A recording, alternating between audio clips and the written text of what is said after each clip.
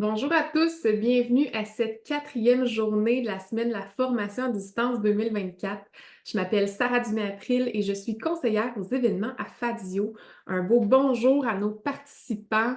Donc, quatrième journée, ça passe tellement vite. J'aimerais savoir pour tous les gens qui sont avec nous ce matin, à combien d'activités vous avez participé depuis le début de la semaine. Vous pouvez m'écrire tout ça dans les commentaires. Je suis toujours très, très heureuse de vous lire. Donc, n'hésitez pas à me partager ça. Même si c'est votre première participation, mais on est très heureux que vous vous joigniez à nous. Oh, ça commence en forme. En force, je vois neuvième, 7 huitième, je crois, deuxième. On commence à avoir des habitués, là, rendus à la quatrième journée, cinquième. Ah, super, ça défile. Merci beaucoup de nous partager tout ça. Donc, on se retrouve ce matin avec une formule qui est un petit peu différente. C'est celle du symposium Ce qu'en dit la recherche. On aura donc trois présentations avec une courte période de questions à la fin de chaque présentation. Ça va me faire plaisir de vous présenter à chaque fois les personnes intervenantes, donc au fur et à mesure. Je vous invite à partager vos questions, vos commentaires dans le clavardage. On a une équipe de modération, donc Julie Bélanger à la modération et Catherine Bernier à la régie. Elles sont en place. Je serai là aussi pour tout prendre en note. Donc, on va commencer ce matin avec Daniel Milhomme et Frédéric Banville de l'UQAR qui présenteront partager les expertises entre les collèges et les universités grâce à l'unité virtuelle de soins. Bonjour Daniel et Frédéric, vous allez bien? Oui, bonjour, bonjour, bonjour tout le monde. Oui, Très ça bien, va merci. très bien. Merci beaucoup d'être avec nous. Donc, je vous laisse tout de suite vous lancer, puis on se retrouve là, tout à l'heure pour la période de questions. Parfait, merci beaucoup Sarah, merci beaucoup, bonjour tout le monde. Ça nous fait extrêmement plaisir, Frédéric et moi, d'être ici aujourd'hui pour vous présenter notre beau projet d'unité virtuelle de soins.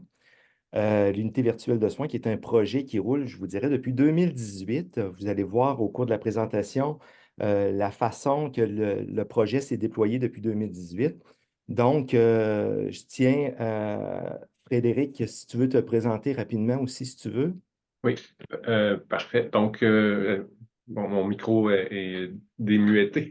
Donc, moi, c'est Frédéric Banville. Je suis psychologue et professeur titulaire à l'UQAR. Et puis, je travaille là, avec Daniel sur le développement d'environnement et la validation d'environnement virtuel pour des fins cliniques ou pédagogiques. Un projet qu'on vous présente aujourd'hui là, sous l'angle de la pédagogie inter-ordre. Parfait, merci beaucoup, Frédéric. Donc, d'entrée de jeu, il faut vraiment mettre de l'avant nos partenaires, donc, qui sont une force incontournable. On parle de Cégep Virtuel, qu'on a une belle collaboration avec Cégep Virtuel depuis l'année dernière. Le ministère de l'Enseignement supérieur aussi, qui nous a permis de déployer des captations vidéo qu'on va vous parler un petit peu tantôt. Un nouveau partenaire qui est quand même très étroit maintenant, même depuis quelques mois, là, l'UQAT, donc l'Université du Québec en Abitibi-Témiscamingue, et nous, à l'UQAR, en tant que tel aussi, on a plusieurs partenaires. Donc, sur la prochaine diapositive, c'est Frédéric qui a le contrôle, donc je vais te guider un petit peu. Donc, vous voyez qu'on a une équipe qui est quand même très diversifiée, très interordre aussi. On parle de Manon Day, qui est professeur en soins critiques du côté de l'UQAR, de José Leblanc de Cégep Virtuel, Sébastien Raymond de l'UQAR, Aïda aussi de l'UQAR, Kevin Rivard, qui est enseignant au Cégep de Shawinigan, Annie Perron, qui est professeure à l'UQAT en sciences infirmières, Casey Côte-Turpin et Estelle Wingo qui sont en animation puis en développement 3D. Donc, c'est vraiment une équipe qui est très, très, très solide qui nous permet justement d'avancer à vitesse grand V dans le cadre du projet d'unité virtuelle de soins. Donc, on peut changer la diapositive, Frédéric, si on veut. Et aujourd'hui, l'objectif était de présenter le projet d'unité virtuelle de soins et le résultat du travail de collaboration pour favoriser l'accessibilité à un simulateur qui est flexible, sécuritaire pour l'enseignement, tant dans les collèges que les universités. Donc, vous allez voir qu'on va dresser le portrait de l'unité virtuelle au sens large, mais on va voir aussi les différentes modalités pédagogiques qui sont rattachées avec le projet d'unité virtuelle de soins. Donc, l'origine du projet. Le projet a débuté en 2018, comme je mentionnais précédemment. Il faut savoir que la formation des infirmières, notamment dans le domaine des soins critiques, moi je suis professeur en soins critiques, Et l'idée a émergé là, fin 2017, début 2018, où est-ce que, dans le cadre des stages en soins critiques, pour bien préparer les étudiants dans les cadres des stages en soins critiques, on a une portion théorique. Donc, c'est des cours théoriques qui présentent les fondements de la pratique infirmière en contexte de soins critiques. Donc, c'est beaucoup plus d'un point de vue théorique, tout ce qui s'appelle fondement, théorie en sciences infirmières et spécifiquement dans le domaine des soins critiques. Parallèlement à ça, les infirmières ou les étudiantes en sciences infirmières ont des séances pratiques, donc des séances de laboratoire et un stage à faire dans le domaine des soins critiques. Et ce que je me rendais compte depuis que le stage existait en 2005, le stage a commencé en 2005, je me rendais compte que les étudiantes avaient de la difficulté à mettre en relation les différentes données pertinentes recueillies qui étaient rattachées au processus de surveillance clinique. Donc, on avait de la misère avec l'application des contenus théoriques et de mobiliser les compétences pour en arriver à des séances pratiques, notamment le stage en soins critiques.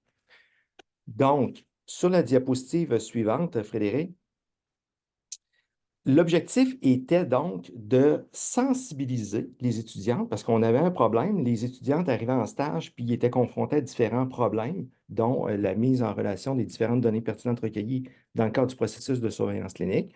Donc, on avait de la difficulté. On voulait sensibiliser les étudiantes avant leur arrivée en stage. On voulait former aussi les futures infirmières à déployer des actions mentales et comportementales dans un environnement contrôlé et sécuritaire pour les patients. Il faut comprendre que ça peut être assez risqué pour les patients d'arriver avec des infirmières qui sont des étudiantes qui arrivent en stage. En soins critiques, on n'a pas beaucoup de jeux de manœuvre en tant que tel. Donc, on voulait bien sensibiliser les infirmières, les étudiantes, les former et d'un point de vue scientifique, parce qu'on est des chercheurs aussi, on voulait analyser le fonctionnement cognitif, Ils n'achètent jamais rien, quoi. Ils sont affectif et comportemental. Oh, j'ai un petit retour de son.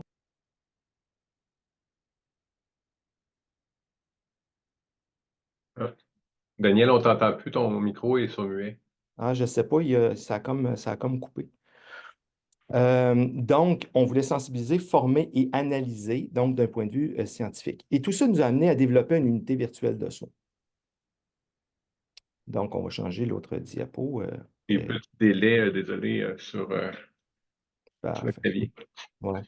Donc, le projet, comme je vous disais, a débuté en mars 2018, où est-ce qu'on a déjà eu une première subvention avec le réseau des universités du Québec, dans le but de bonifier les scénarios de soins critiques. Donc, on a travaillé vraiment sur le volet soins critiques dans un premier temps, pour après ça en arriver en 2020 à avoir une subvention pour développer une unité d'obstétrique. Donc, il faut comprendre que l'unité de soins, vous allez le voir dans quelques secondes, c'est un hôpital en réalité virtuelle immersive. Donc, c'est un hôpital avec différentes spécialisations. Frédéric va vous en glisser un petit mot tantôt. Donc, en 2020, on a eu une subvention pour développer un volet obstétrique à l'unité de soins.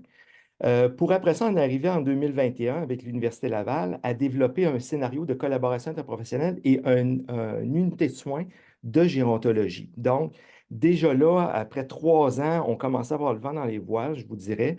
On commençait à être de plus en plus solide dans la façon de développer des scénarios, la complexité de développer des scénarios.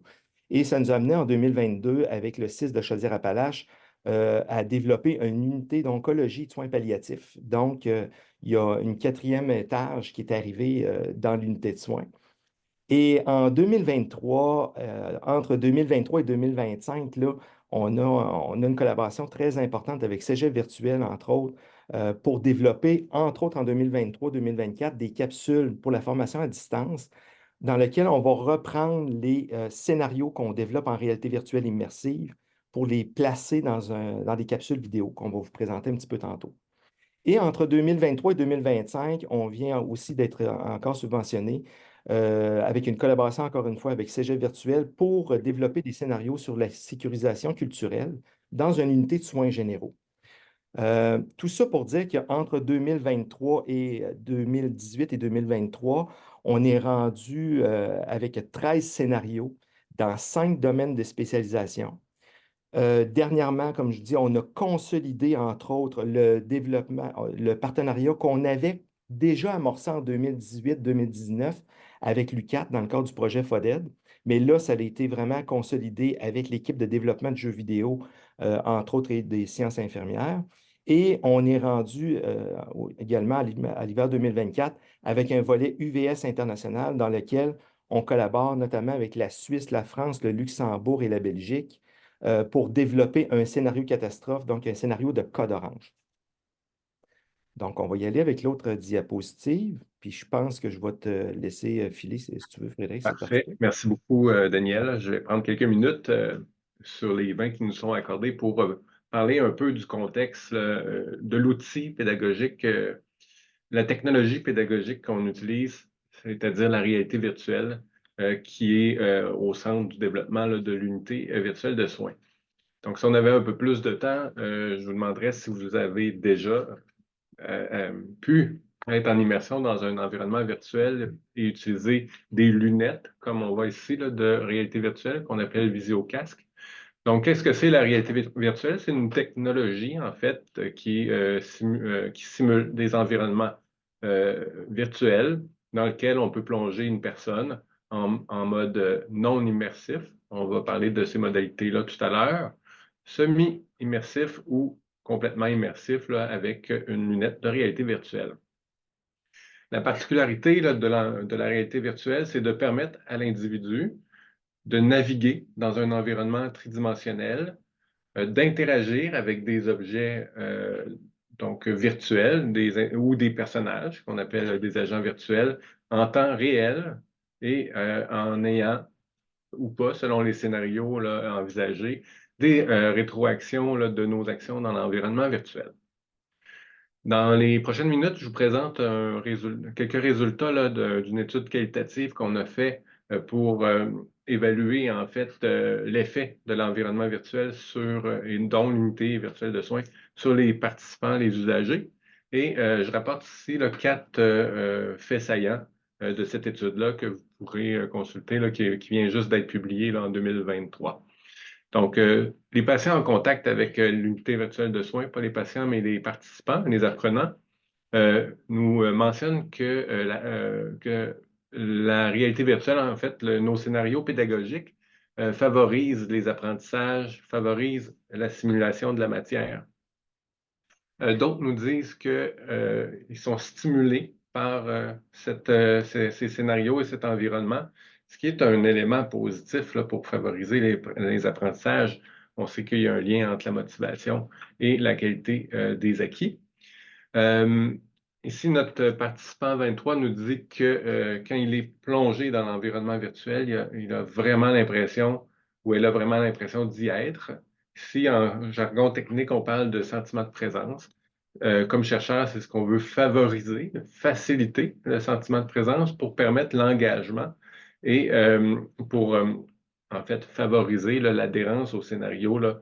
Y croire, c'est un facteur important pour pouvoir poser les bonnes actions et aussi, bon, donc, faire les apprentissages. Et finalement, un dernier point qu'on voulait aborder avec vous, c'est tout l'aspect de se tromper à travers un environnement numérique qui, évidemment, a moins de conséquences que de se tromper dans un environnement réel. Donc, ici, notre pari, c'est que l'unité virtuelle de soins pourrait être une bonne transition entre les laboratoires cliniques là, en sciences infirmières ou en soins infirmiers, si je pense au collège. Donc, un bon intermédiaire entre les laboratoires et la pratique réelle. Donc, ici, un de nos paris, c'est qu'en permettant à la personne d'apprendre de ses erreurs dans la réalité virtuelle, on peut réduire le stress ultérieurement dans les milieux de stage. C'est un pari qu'on fait dans une prochaine peut-être présentation. On pourra avoir des données de recherche à vous présenter à cet effet-là. Donc, Daniel, je vais passer rapidement ici puisque tu as déjà décrit l'unité virtuelle de soins dans tes propos antérieurs. Tu as même mentionné au niveau du timeline qu'il y avait plusieurs étages. Donc, il y a plusieurs sous-environnements à l'intérieur de l'environnement virtuel qu'on appelait l'UVS, l'unité virtuelle de soins, qui permet de réaliser différents apprentissages selon le parcours pédagogique là, ou académique, je devrais dire, là, de l'apprenant, que ce soit en soins infirmiers au collège, au cégep, ou en sciences infirmières à l'université. Donc, vous avez ici là, 6 déclinaisons qui passent de la médecine à la santé mentale, qui stimulent des apprentissages peut-être dans des contextes plus spécialisés, comme les continuums de soins en oncologie. Je dirais, à ce jour, celui qui est le plus utilisé, parce que le plus mature là, dans nos classes à l'université, puis qui a fait beaucoup l'objet aussi, Daniel, là, des capsules vidéo avec le cégep virtuel, c'est l'environnement de soins critiques. Voici une unité virtuelle de soins. À quoi ça ressemble en gros? Je vais juste l'arrêter. Daniel, je pense que je n'ai pas partagé le son, hein? Il n'y a pas de son? OK. Je m'excuse. Je reprends avec le son cette fois-ci. Donc, le son, cet écran-ci, et c'est parti.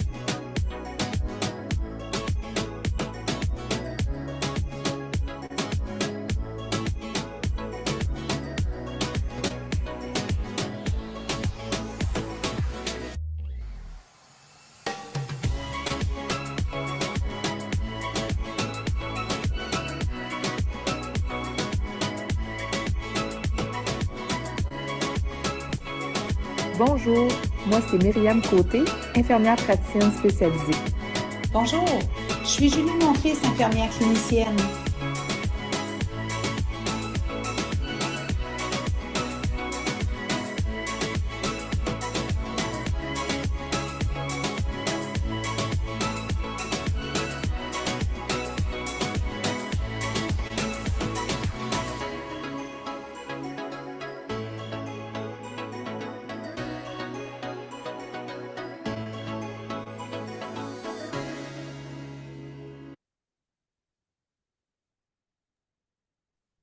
Parfait. Donc, je vais continuer, Frédéric, si on veut. Je sais qu'il reste quelques petites minutes, là. Vous allez comprendre que ça ne lag pas comme ça habituellement, là, dans la vidéo. Moi, ça laguait de mon côté. Donc, le projet, c'est un projet collaboratif. L'unité virtuelle de soins, c'est un projet collaboratif, je vous dirais, qui rejoint entre autres les universités, les collèges, les milieux cliniques et même les hautes écoles de santé, je vous dirais, depuis cette année, là, avec le projet avec la Suisse en tant que tel. Donc, c'est un projet qui est très, très, très rassembleur. Si on passe à la prochaine diapositive, vous allez voir qu'on a 3 modalités pédagogiques. Donc, Frédéric en a parlé un petit peu tantôt. On a la réalité virtuelle immersive, c'est-à-dire complètement en immersion à 360 degrés. On a le mode clavier-souris aussi qui permet la formation à distance. Et on a le mode capsule vidéo qui permet, entre autres, pour les personnes qui n'ont aucune notion technologique, là, de pouvoir écouter des vidéos, d'avoir une rétroaction. Et ces scénarios-là se naviguent entre le réel et le virtuel, c'est-à-dire qu'il y a des comédiens qui commentent le scénario, etc., et qui font comme s'ils étaient imprégnés directement dans le scénario. Donc, le projet justement de capsule vidéo, vous avez un exemple ici d'une comédienne qui est là, et on va se poser la question pourquoi les capsules vidéo, puis ça va être Frédéric qui va pouvoir nous parler de ça. Parfait. Donc, pourquoi utiliser la capture vidéo pour l'enseignement à distance, interordre? Premièrement, ce qui est intéressant ici, c'est de pouvoir avoir accès sans le matériel, coûteux parfois, comme le vidéocasque ou l'ordinateur. Euh, Ça permet de relier l'idéal des deux mondes, c'est-à-dire le réel et le virtuel. C'est accessible, comme je l'ai dit aussi, et c'est flexible. Et nous, on travaille avec des licences libres de droit. Donc, pour les personnes enseignantes qui désirent aller plus loin, on peut créer à partir de la simple capsule vidéo là, on vous présente sur le pavillon Rennes. Ici, on a quelques capsules vidéo qui sont déjà disponibles. Je vous montre rapidement parce qu'on est déjà à court de temps. Donc, on en a cinq qui sont publiés actuellement, si ça vous intéresse, là, sur le pavillon Rennes et qui couvrent différents processus qui sont, pour le moment, liés aux soins critiques. Et je sais que j'essaie de faire rapidement mais en même temps, je ne veux pas trop finir en queue de poisson. Donc, si je conclus, le projet de l'unité virtuelle de soins est un projet qui peut rallier, donc fédérateur au niveau de la francophonie, autant à l'international qu'au Québec, et qui a un potentiel que nous démontrons à chacune de nos actions, un potentiel interordre. Donc, ordre collégial et ordre universitaire pour le moment. Donc, les différentes modalités permettent des accès multiples, là, comme on l'a vu au simulateur. Le travail réalisé là, dans le cadre des sciences infirmières pourrait facilement s'appliquer à d'autres disciplines. Évidemment, nous, on est teintés par la santé, mais je sais, Daniel, que tu as aussi des projets pédagogiques là, avec l'équipe là, de Josiane Caron, puis de Séverine Parent là, à l'UQAR, au campus de Lévis. Et puis, finalement, de pouvoir permettre d'accéder à la formation, à des scénarios complexes pour développer ses compétences à travers notre territoire. C'est une façon de démocratiser là, la formation. Puis, euh, peut-être est-ce que le prochain accent, ce sera de diversifier l'approche interdisciplinaire là, et le pouvoir interdisciplinaire là, de l'unité virtuelle de soins. Alors, j'ai essayé de faire rapidement pour permettre quelques questions. Vous avez ici là, nos collaborations et un visuel de notre équipe là, de programmation et de conception. Voilà, pour moi, c'est terminé, Daniel. On est prêt à passer aux questions. Merci beaucoup à vous deux, tellement impressionnant, tellement innovant aussi. On a deux questions dans le clavardage, donc une de Laurence Pasquale et une de Carole Lanoville. Pour être certain qu'on rentre bien dans le temps, je vous invite peut-être à aller dans le clavardage justement et à répondre directement aux personnes dans la discussion. Merci beaucoup, beaucoup d'avoir été là. D'avoir réussi à faire un beau résumé aussi. On a un bon défi ce matin, mais merci d'avoir été avec nous. C'est très, très, très apprécié. On va passer à la prochaine présentation. Donc, on va accueillir Alexandre Lannoy de l'Université de Montréal qui va venir nous présenter la formation à distance au secteur de la formation générale des jeunes, bilan d'une recherche-action. Ça va bien, Alexandre? Très bien. Merci. Bonjour à tout le monde. Je vous laisse commencer, puis on se retrouvera si on a le temps pour la petite période de questions. Bien. Excusez-moi, j'ai comme un...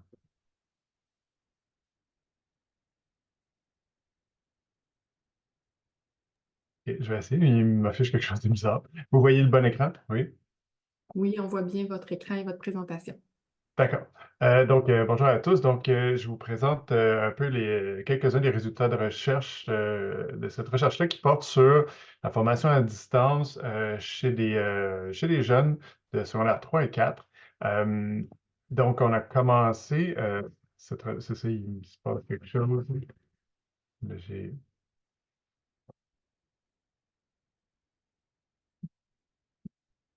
OK, excusez. Donc, cette recherche-là s'est déroulée sur 3 ans, donc il y a eu 3 ans de collecte de données, en lien direct avec le plan d'action numérique en éducation, alors qu'en 2018, le gouvernement a attribué des sommes au développement de la formation à distance à tous les ordres, incluant au secondaire. Et c'était quelque chose qui était très peu développé au Québec. On n'a pas une grosse tradition de formation à distance. Et donc, moi, je suis spécialiste en fait de la didactique des sciences humaines et je suis un ancien du Service national du récit qui a été mandaté pour développer un cours. Donc, on a mis sur pied une recherche pour suivre en fait les élèves dans ce processus-là. Il y a beaucoup de recherches qui s'est fait sur la formation à distance chez les adultes, beaucoup moins chez les jeunes. Donc, c'est ça qui nous intéressait de voir comment on travaille avec ça. Je vais avancer un petit peu plus vite là, pour ne pas manquer de temps à la fin. Bon, il y a un contexte, il y a plein de partenaires là, à cette recherche-là, dont les services nationaux du récit des services éducatifs à distance, formation à distance, de l'univers social, qui est la façon dont on appelle les sciences humaines dans les programmes là, au primaire et au secondaire. Fadio, qui est partenaire aussi. Différentes commissions scolaires, donc des enseignants, je vais arriver à les identifier un peu plus tard. Et donc, on a eu un financement justement pour cette recherche-là du FRQSI, là, de l'action concertée sur le numérique en éducation. L'objectif, dans le fond, c'était de caractériser et de perfectionner des dispositifs didactiques et d'accompagnement du cours qui favorisent la réussite et la persévérance. La réussite, j'en parlerai pas aujourd'hui, dans le fond, c'est le dispositif didactique très spécifique à l'histoire, c'est-à-dire comment on apprend l'histoire et quels sont les effets des dispositifs qu'on a mis en place. Je vais surtout me concentrer aujourd'hui sur la persévérance et donc sur le dispositif d'accompagnement, qui est quelque chose qui est beaucoup plus transversal à la formation à distance. Donc, je vais vous présenter des résultats en lien avec cet aspect-là de la recherche. Pour mesurer ou caractériser les éléments relatifs à l'engagement, la motivation, la persévérance, on s'est concentré sur le concept de présence ou de distance transactionnelle. Donc, c'est les gens qui ont présenté juste avant moi en ont parlé.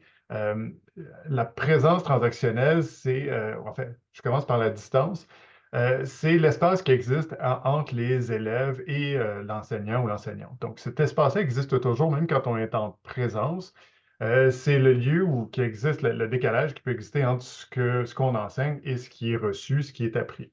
Cet espace-là peut toujours exister. Mais quand on est en formation à distance, il y a le potentiel d'être beaucoup plus grand parce que selon le mode d'enseignement, selon les modalités, on peut être physiquement distant, on peut avoir très peu de présence en direct comme en visio maintenant, ça peut être en mode asynchrone complètement. Et donc, la distance transactionnelle est potentiellement très grande. Pour agir sur cette distance-là, on va exercer une présence transactionnelle, c'est-à-dire qu'on va déployer un certain nombre de moyens, établir un dialogue avec les élèves, avec les étudiants ou avec les élèves, et on va proposer une structure de programme qui va accompagner les étudiants.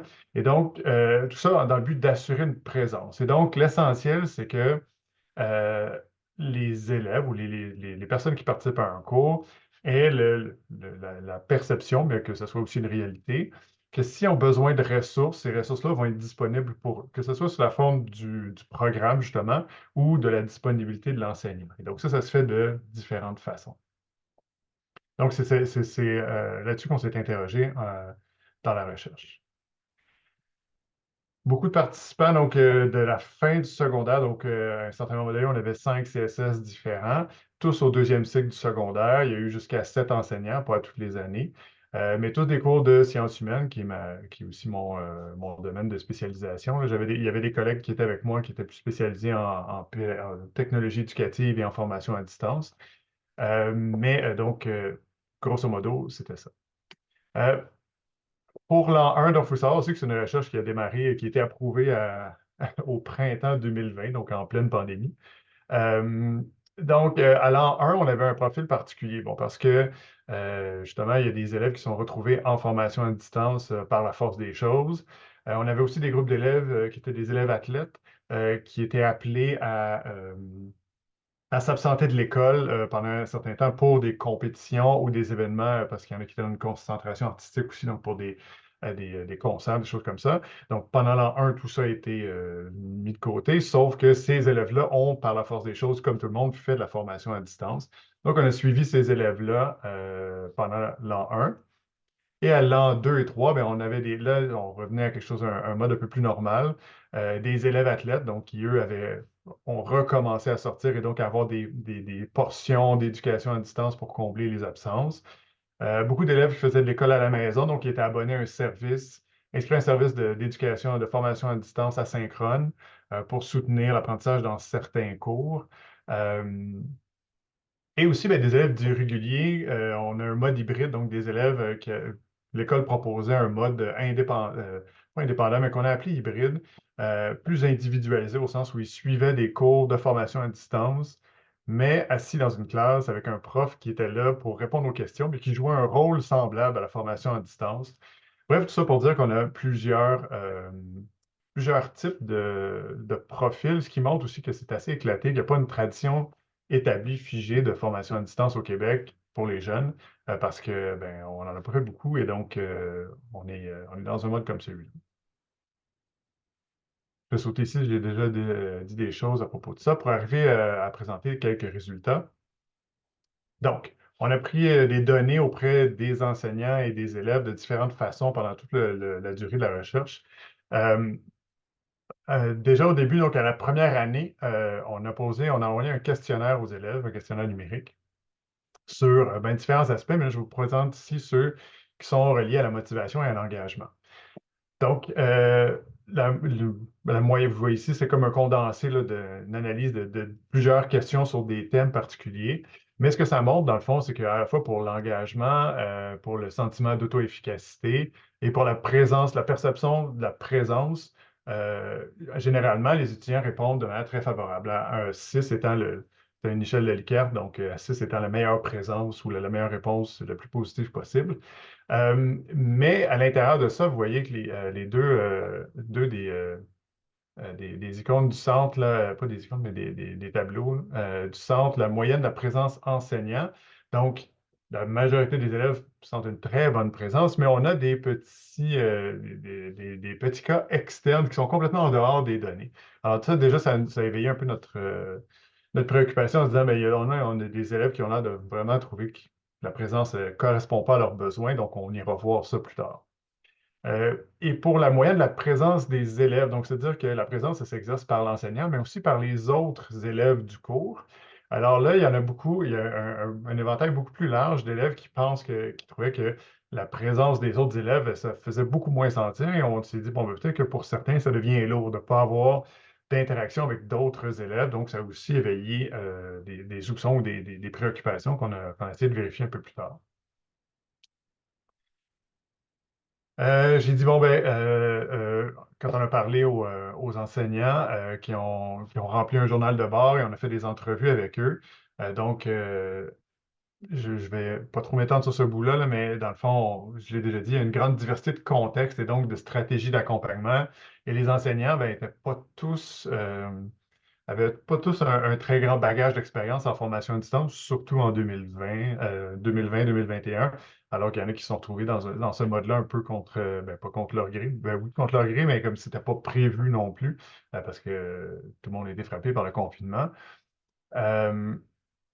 Quand on les a questionnés, puis quand on a analysé les journaux de bord, on a réalisé que les actions des enseignants étaient surtout ciblées sur la dimension cognitive, c'est-à-dire spécifiquement sur des apprentissages, comme des retours sur les examens, sur les notes, les difficultés très liées à la matière. Mais que les enseignants, dans le fond, nous disaient du même souffle que les élèves, ben, eux, ils témoignent que leurs élèves ont de la difficulté du point de vue socio-affectif et motivationnel. Et donc, ils disaient eux-mêmes qu'il y avait une certaine difficulté d'action. Ils se prononçaient eux-mêmes sur la relative inefficacité de leurs actions. En disant, j'essaie de les aider sur le contenu, mais je les perds, donc j'ai de la difficulté à les ramener. Quelque chose qui était peut-être plus facile à faire en présence, mais qui, à distance, devenait passablement compliqué. Quand on analyse leurs journaux de bord, dans le fond, les enseignants nous disent que la majeure partie de leurs actions sont ciblées sur un seul élève. ou sur un sous-groupe d'élèves dans une moindre mesure, mais donc moins de moments d'enseignement qui s'adressent à tous les élèves. Ça nous disait que dans le fond, en apprentissage à distance, il va y avoir une tendance à l'individualisation de l'enseignement. Est-ce que c'est une bonne ou une mauvaise chose? J'imagine que ça peut dépendre du contexte, des besoins de certains élèves, mais les enseignants vont agir plus souvent directement avec un élève plutôt qu'avec tout le groupe. Euh, Et l'autre chose, les sources d'action. Donc, pourquoi on pose une action auprès d'un élève? Ben, à 39 c'est un moment d'enseignement ou d'intervention prévu par l'enseignant. Donc j'ai à m'adresser aux élèves. C'est moi qui décide pourquoi je m'adresse à eux. Mais aussi, dans 25 des cas, l'intervention d'enseignant est suite d'une difficulté perçue, donc une réaction à ce que les élèves, une production ou un événement ou quelque chose qu'on a constaté. Et où l'intervention de 23 l'intervention de l'enseignant à la suite d'une question d'un ou plusieurs élèves. Donc, une réponse à une demande chez les élèves. Et donc là, on a à peu près la moitié des actions des enseignants qui sont en réaction, en réponse à une demande ou à la perception d'une demande ou d'un besoin. Ce qui n'est pas une mauvaise chose en soi, parce que quand on voit quelque chose, ben, il faut réagir, il faut soutenir les élèves en conséquence. Mais ça nous amène aussi à nous poser la question de est-ce qu'on peut ou est-ce qu'on devrait être un peu plus proactif dans les actions qui sont posées, même si c'est individuel. Et là, ça pose la question d'identifier ces besoins-là, de savoir comment agir de manière proactive. Mais la proactivité par rapport à la réactivité serait une façon d'exercer une présence, je dirais presque à l'avance, hein, avant les demandes, pour que les élèves sentent qu'ils ont réellement le soutien dont ils ont besoin. Donc, on va parler des élèves juste maintenant, mais il y a quelque chose qui est intéressant ici entre la proactivité et la réactivité, comment on peut essayer de doser ça en formation à distance. Motivation et engagement des élèves. Donc, on a ici, c'est un condensé des entrevues. On a fait des entrevues avec les élèves, des fois à plusieurs fois dans la même année, pour leur parler de comment ils se sentaient dans ce cours-là, comment ils vivaient ça. Et donc, le nuage, ça crée une espèce de nuage. Donc, vous remarquez que la majeure partie là, des icônes en bleu, la majeure partie des élèves se trouvent dans ce nuage-là. Et donc, c'est pas un problème, hein. Les élèves, la majeure partie d'entre eux se sentent assez bien dans ça. C'est une zone assez confortable pour eux, en majeure partie parce qu'ils ont fait le choix de se retrouver en formation à distance. Mais on a remarqué, donc je vais explorer rapidement avec vous les nuages qui sont un peu en marge de ça. Quelques élèves et quelques situations où ben, on se sent un peu moins bien puis on vit des difficultés. Donc, ce premier élève-là, le 401, dans le fond, vous voyez, c'est deux entrevues du même élève à deux reprises dans l'année scolaire 1, donc c'est-à-dire 2020-2021, qui nous dit, en fait, dans n'importe quel cours, on parle avec personne. C'est vraiment, tu dois écrire au prof. Je trouve que c'est une bonne méthode qui est cool pour ceux qui sont ultra occupés, mais c'est plate un peu parce qu'on pourrait avoir des meilleurs contacts que ça. Donc, un deuxième commentaire qui dit, ben, tous les cours sont comme ça, c'est asynchrone, dans le fond, dans ce format-là. Il n'y a aucune rencontre Zoom, tous les cours sont comme ça, même pour le cours d'histoire, donc c'est vraiment pas très motivant. Donc ça, c'est un élève qui souffre vraiment de l'isolement, hein. C'est un élève qui se retrouve dans le contexte de formation à distance parce qu'elle a un parent qui a une condition médicale qui rend le contact avec le virus beaucoup trop dangereux. Donc, elle va faire sa scolarité à la maison avec ce cours-là et va vraiment souffrir de ça. Donc, même jusqu'à souhaiter des rencontres Zoom, là, ce qui est à une période de l'histoire de l'humanité, une rencontre Zoom, c'était considéré comme un contact humain, là. Donc, on est là. Cet élève-là va s'exprimer en disant, plus tard dans un autre contexte, j'ai pas beaucoup posé de questions parce que le cours était très complet. Il était comme construit pour que je n'aie pas besoin de poser des questions. Alors là, on réalisait, quand on parlait de proactivité et réactivité, même si la structure de cours est très bien faite, elle donne toutes les ressources dont on a besoin, on va arriver à dire que ben, l'élève pourrait sentir qu'il n'est pas supposé poser des questions. Peut-être qu'un adulte prendrait la démarche de le faire, mais un adolescent qui n'est pas sûr de ses moyens, qui ne se sent pas très bien dans ce monde-là parce qu'il n'a pas choisi, pourrait ne pas se sentir invité et là, se sentir vraiment isolé dans un cours comme celui-là. J'arrive au temps, là, je ne vais pas trop dépasser, donc je vais sauter à la conclusion. Il y a d'autres résultats. De toute façon, les PowerPoints sont disponibles là, sur la plateforme. Juste arriver à quelques constats. Pour la majorité des élèves, donc, la formation à distance répond aux besoins. on pourrait en parler longtemps. La plupart d'entre eux ont choisi ce mode-là parce que ça correspondait à leur profil pour plein de raisons différentes, pour un cheminement scolaire atypique, pour des choix là, particuliers de programme et tout ça. Mais il y a une minorité d'élèves qui ne se trouvent pas dans la formation, qui ne se retrouvent pas là-dedans parce qu'ils trouvent ça difficile. J'aurais pu parler aussi de la difficulté d'accès au matériel, la surcharge de travail que ça peut impliquer quand il y a une hybridation, quand on a une école qui devient hybride et où il y a beaucoup de compléments numériques à faire à la maison après. Donc, dans certains, ça devenait inconfortable et ça crée une expérience qui était moins engageante, moins motivante pour eux. Euh, et puis, comme c'est une recherche-action, ben, les participants, les enseignants qui participent avec nous ont travaillé, ont beaucoup avancé dans leur façon d'accompagner les élèves et ils ont trouvé plein de stratégies différentes pour aller les rejoindre, pour leur faire sentir qu'il y a quelqu'un de l'autre côté de ce cours-là qui lit vraiment ce que tu fais, qui s'y intéresse, qui va te donner de la rétroaction quand tu vas produire quelque chose. Et donc, ça a vraiment un effet réel qu'on a senti dans les entrevues avec les élèves. C'est-à-dire, ben là, je sens que je suis accompagné, mes parents aussi reçoivent des messages. Il y a quelqu'un qui accompagne le cours, c'est pas juste quelqu'un qui corrige une fois de temps en temps. Donc, ça, c'est devenu vraiment important.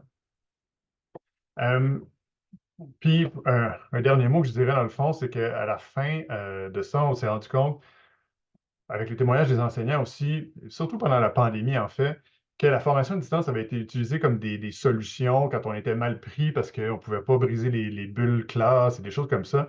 Et que, dans le fond, des fois, ça avait été utilisé comme une solution administrative.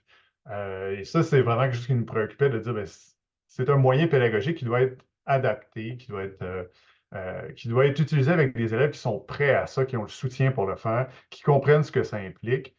Et pas seulement comme une solution administrative en disant, ben, je ne peux pas te donner d'autres cours en présence, il y a des problèmes d'horaire, il y a des problèmes de structure, et donc je vais t'offrir ça comme solution, comme plan B, C ou D, sans me demander si tu es prêt à ça, si tu as l'accès au matériel, si tu es assez autonome pour le faire. Donc, s'il y a un intérêt à la formation à distance, c'est quand c'est vraiment adapté euh, aux besoins, puis aux capacités, puis à l'autonomie des élèves, surtout quand c'est des adolescents qui peuvent se retrouver dans ça comme un peu malgré eux, je dirais. Alors, voilà, c'est passé très, très vite, mais ce serait l'essentiel des résultats. Merci beaucoup, Alexandre. C'était très, très intéressant. Je vois qu'il y a des petits commentaires là, qui commencent à apparaître dans la discussion. Je vais vous inviter d'ailleurs, si vous avez des questions et des commentaires, à les inscrire dans le clavardage. Puis je vous invite, là, Alexandre, justement, peut-être à surveiller là, pour pouvoir répondre directement aux gens qui sont avec nous. Alors, on va conclure maintenant avec Séverine Parent et Gabrielle Desmolterio de l'UQAR, qui vont venir présenter une recherche-action dans le Bas-Saint-Laurent pour bonifier les mesures de soutien au développement de la compétence numérique. Donc, bonjour Séverine et Gabrielle. Merci beaucoup d'être avec nous ce matin. Je vous laisse tout de suite là, la place pour pouvoir débuter votre présentation. Merci à vous pour l'invitation. Donc, pour les 15-20 prochaines minutes, on va aborder justement, comme on le disait, le projet de recherche-action dans le Bas-Saint-Laurent. Donc, je vous remercie d'être là. On va partager, Gabrielle et moi, l'écran pour les prochaines minutes. Puis, afin de bien démarrer, c'est moi qui ai le contrôle des diapositives, donc peut-être que vous verrez là, une fois de temps en temps, Gabrielle me faire un signe ou une mention. Donc, je laisse la parole à Gabrielle pour vous expliquer le contexte de la recherche. Oui, tout à fait. Bonjour tout le monde. Gabrielle Desmolterio. Donc, je suis coordonnatrice de recherche pour le projet CNIO qui s'inscrit dans le grand projet Transition en Russie. Donc, le réseau de l'UQ mène présentement un vaste projet pour soutenir les transitions vers les études supérieures. Il combine le regard de projets régionaux pour construire un modèle de soutien aux transitions au poste secondaire qui sera composé de mesures structurantes qui auront été mises à l'essai par des partenaires régionaux. Dans une recherche-action, le regroupement régional du Bas-Saint-Laurent s'est mobilisé, lui, pour soutenir les populations étudiantes dans ces transitions réussies, mais plus particulièrement sous l'angle du développement de la compétence numérique interop. Donc, le projet a pour objectif d'identifier, d'évaluer et de bonifier des mesures qui favorisent le développement de la compétence numérique qui sont mises en place pour une transition réussie vers les études supérieures. Puis, pour y arriver, 4 chantiers ont été mis en place pour couvrir 4 contextes uniques de développement de la compétence numérique des personnes étudiantes. Ces chantiers-là sont installés, on va vous en parler un peu plus tard en détail, sont installés à l'UQAR, au cégep de Rimouski, au Centre de services scolaires Kamouraska à Rivière-du-Loup, ainsi qu'au cégep de la Pocatière. Dans le cadre de notre recherche action, on se base sur différents concepts. Je ne vais pas vous les présenter entièrement aujourd'hui, mais je vais vous en présenter 2 qui sont des piliers de notre côté. C'est basé sur une réflexion qui a eu lieu là, en collaboration avec le comité de direction du grand projet qui se trouve à l'UQ, donc au siège social de l'Université du Québec, puis qui a été aussi négocié régionalement avec les chercheuses universitaires et les co-chercheuses et co-chercheurs terrain. Le premier concept que j'ai envie de vous présenter, c'est celui de la mesure. C'est central à notre projet. On s'intéresse à la bonification des mesures. Donc, pour nous, une mesure, c'est un moyen qui est suggéré, planifié et orienté en fonction d'un but. Une mesure, c'est quelque chose aussi c'est une action qui est mise en œuvre qui vise à améliorer ou bonifier pour arriver pour une situation, pour arriver à un résultat souhaitable.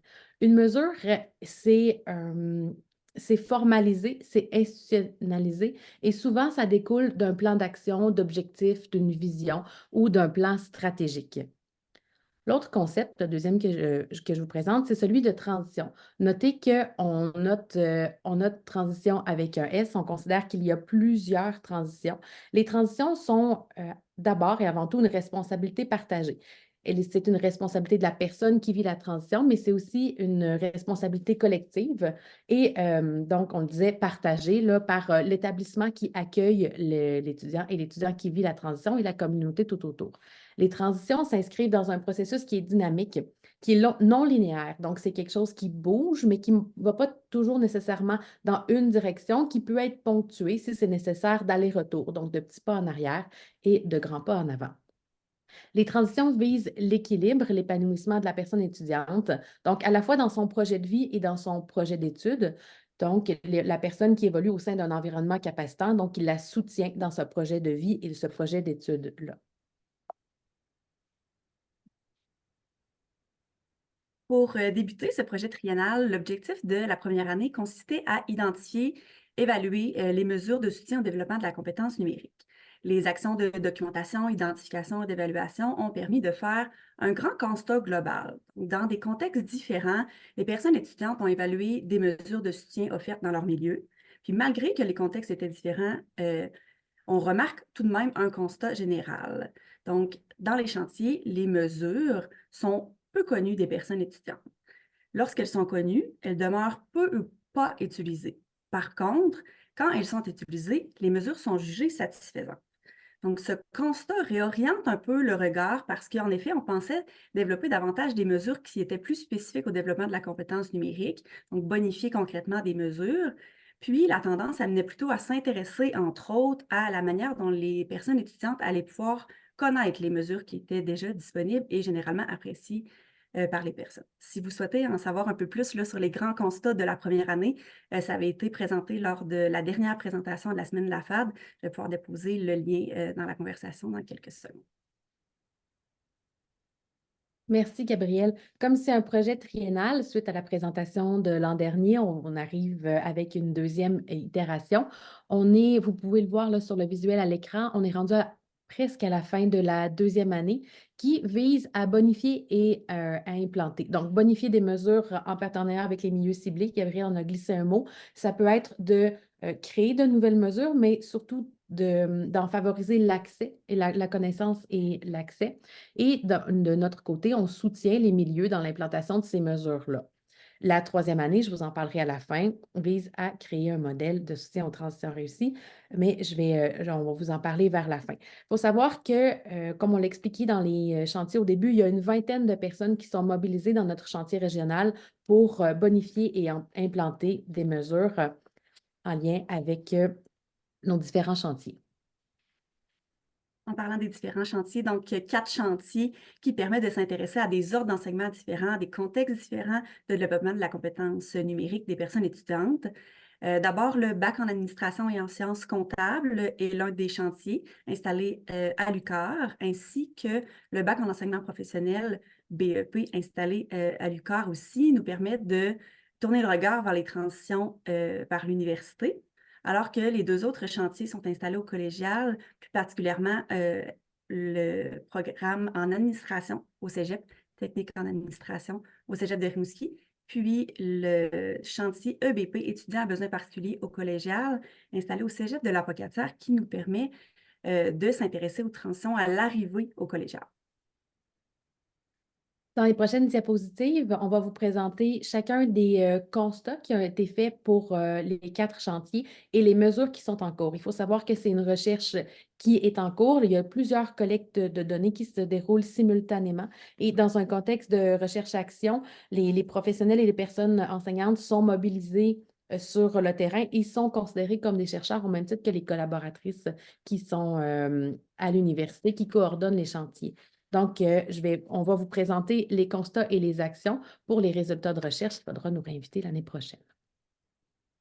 Donc, le premier chantier qu'on vous présente, c'est celui d'administration à l'UQAR. Les personnes collaboratrices sont, entre autres, Nancy Michaud, Édith Bélanger et moi-même. Et le constat qui a été fait, c'est que le niveau de maîtrise du logiciel Excel est variable d'un étudiant à l'autre. On le réalise à l'entrée. Donc, le fait de maîtriser Excel de façon variable, ça fait en sorte que la réussite de certains cours devient plus difficile. Donc, il y a le désir d'inculquer une certaine base de connaissance du logiciel pour être plus efficace à développer des compétences dans les cours de la première année des bacs d'administration à l'UQAR.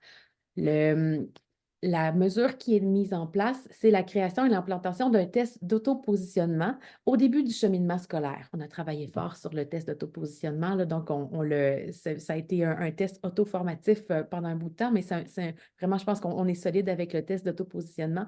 Puis ce test-là porte sur la connaissance des fonctionnalités de base du logiciel, certains savoirs qui sont acquis par une population étudiante, mais pas par l'autre. Donc, c'est des savoirs qui sont jugés essentiels au développement des compétences, qui vont permettre une espèce de mise à niveau pour les personnes à l'entrée des bacs en administration à l'UQAR.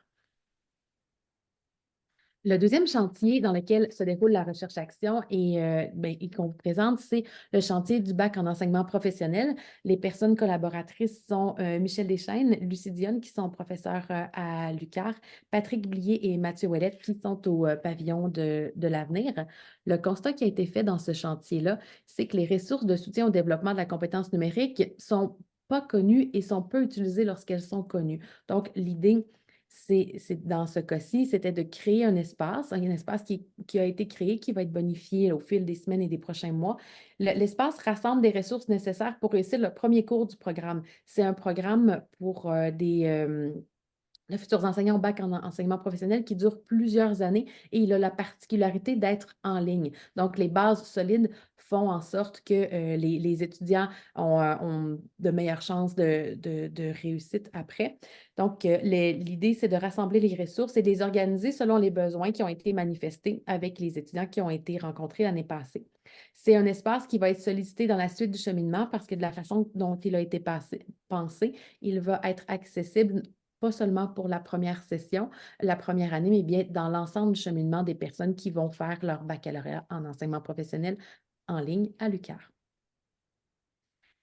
Du côté du chantier administration au collégial, les personnes collaboratrices sont Nancy Michaud, qui est qui est professeure en comptabilité à l'UQAR, Vicky Desrosiers, qui enseigne au Cégep de Rimouski, moi-même, donc et Mélodie Gendreau, qui est professionnelle, donc conseillère pédagogique au Cégep de Rimouski.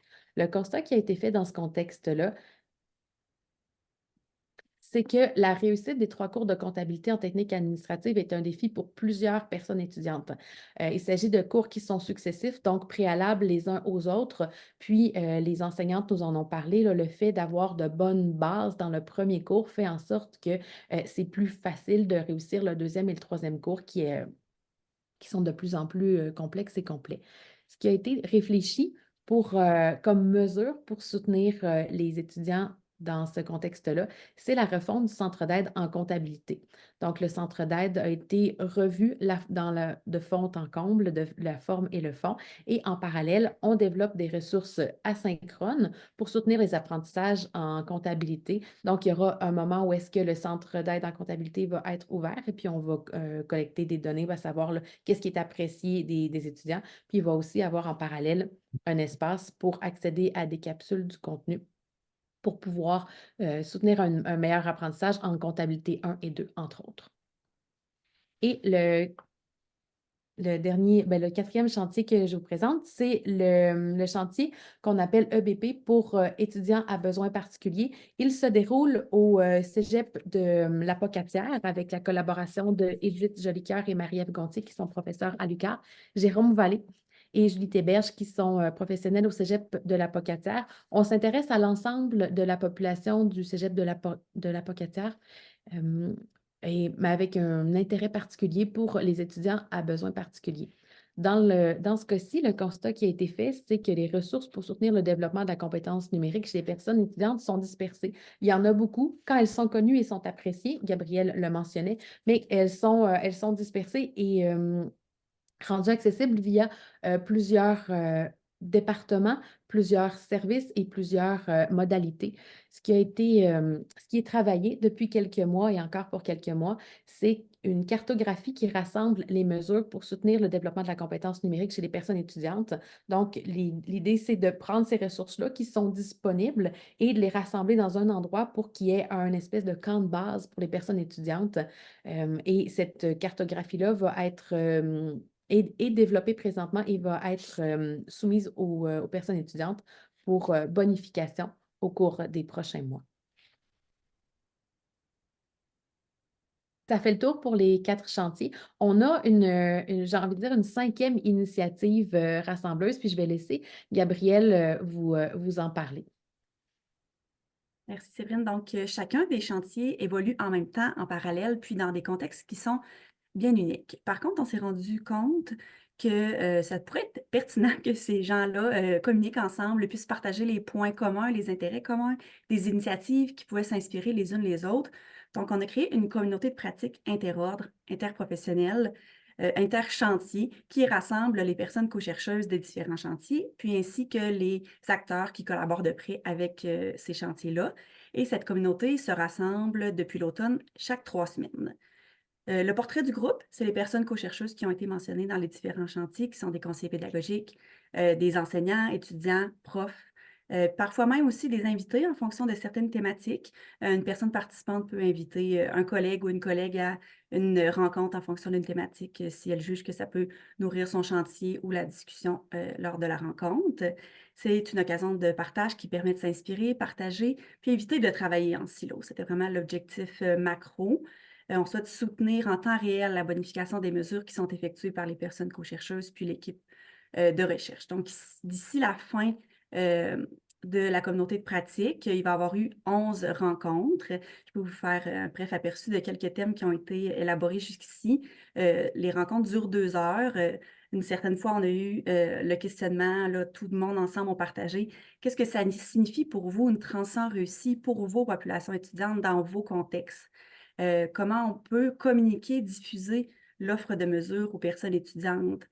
Comment envisager des façons de rassembler les mesures pour les mettre en valeur, que c'était un intérêt qui était commun à certains chantiers, certains contextes. Donc, un partage de différentes visions a pu être bénéfique. Aussi, on a amené les gens à réfléchir aux différents profils d'entrée en lien avec la compétence numérique afin de soutenir les transitions, donc selon l'ordre d'enseignement. Puis, on a aussi profité à l'occasion d'une rencontre là, pour répondre à l'un des objectifs de soutenir les terrains. On a expérimenté avec les personnes participantes une approche de co-développement en misant sur l'expertise interordre des membres de la communauté de pratique dans l'optique de faire avancer les travaux d'un des chantiers.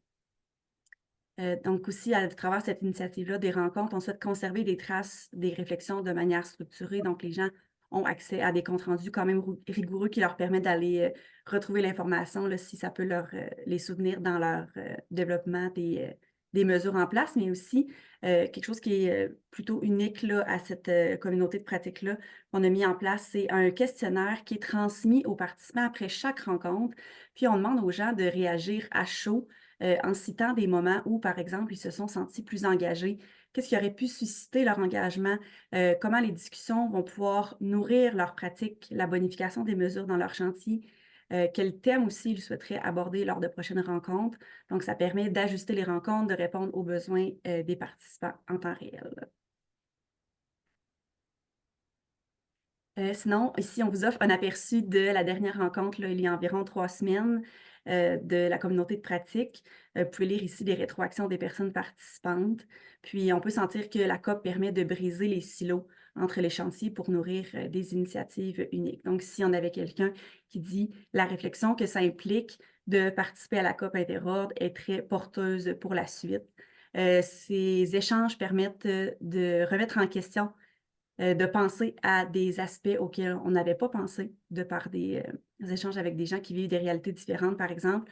Et j'aime l'ouverture d'esprit des autres intervenants sans jugement. Donc, c'est un espace de discussion là, unique pour les participants. Donc, en terminant, vous glissez un mot sur la suite du projet. Évidemment, je vous en parlais, on a collecté beaucoup de données dans les différents chantiers selon différentes modalités. Donc, une demande de certification éthique impressionnante. On termine la collecte de données et l'année 2 de bonification au printemps, avec la fin des classes. Donc, les prochains mois vont nous permettre d'analyser les nombreuses données qu'on a collectées pour l'an 2.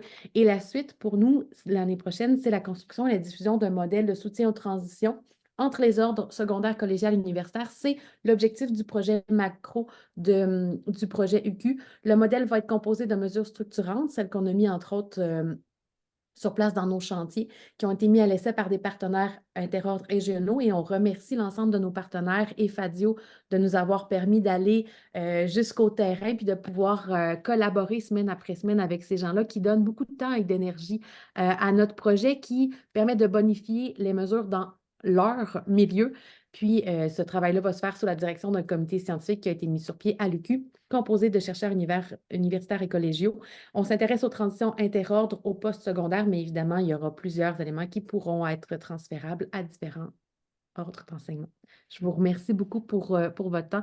Désolée d'avoir dépassé de 2 minutes le temps qui nous avait été imparti. Il n'y a pas de problème. Merci beaucoup, Séverine, Gabrielle, d'avoir été avec nous. Je vois là, dans la discussion, les gens le mentionnent, c'est très intéressant que vos travaux vont être bénéfiques là, pour les personnes apprenantes et enseignantes. Je peux poser rapidement la question, est-ce qu'un volet de transition vers la formation professionnelle est prévu? Donc, si vous pouvez prendre un petit 30 secondes là, pour y répondre. Une transition vers la formation professionnelle, dans le fond, ça serait plus une transition secondaire. Ce serait pas. Nous, on s'intéresse au post-secondaire. Le regard est vraiment tourné vers là. Ce qu'on a de plus près, c'est les gens qui ont une formation professionnelle puis qui veulent devenir enseignants. Mais de notre côté, on est vraiment au post-secondaire. Cela dit, c'est vraiment intéressant de penser qu'il pourrait y avoir d'autres regards posés dans d'autres milieux. Puis évidemment, il y aura des éléments transférables. Quand on parle de transition réussie et de projet d'études, je pense qu'il y a quelque chose de vraiment applicable à tous les ordres d'enseignement. Parfait. Merci beaucoup, Séverine et Gabrielle.